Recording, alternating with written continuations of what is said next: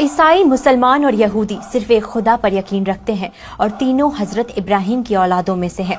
हजरत इब्राहिम के दो बेटे थे, हजरत इस्माइल और हजरत ईसाक। यहूदी हजरत ईसाक के बेटे हजरत याकूब की औलादों में से हैं, जिन्हें इजराइल भी कहा जाता था।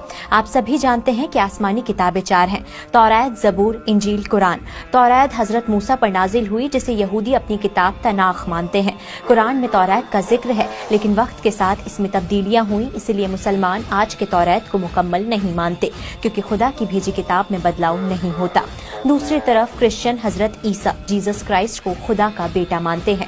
हजरत ईसा भी हजरत ईसाक की औलाद से थे, लेकिन ईसाईयत एक ऐसा मजहब है जो हर नस्ल और कौम के लोगों को शामिल करता है। ईसाई हजरत ईसा पर नाजिल हुई किताब बाइबल को मानते हैं, जिसे मुसलमान इंजील मानते हैं, पर मुकम्मल नहीं।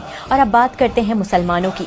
हजरत इब्राहिम के पहले बेटे हजरत इस्माइल की औलाद से अरब कबीला निकला, जो आखिरी पैगंबर मोहम्मद साहब के जरिए इस्लाम को मानने वाला मुसलमान बना, जिनकी मुकद्दस किताब कुरान है।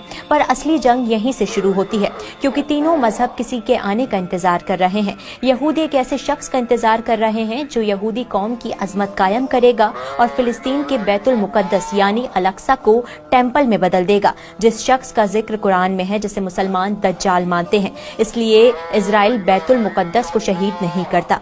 दूसरी तरफ ईसाई यानी क्रिश्चियन हजरत ईसा के आने का इंतजार कर रहे हैं। उनका मानना है कि वो दोबारा यरूशलेम यानी फिलिस्तीन में आएंगे, ताकि कयामत के दिन यानी जजमेंट डे पर गुनाहों का हिसाब लें और खुदा की हुकूमत को मुकम्मल तौर पर कायम करें।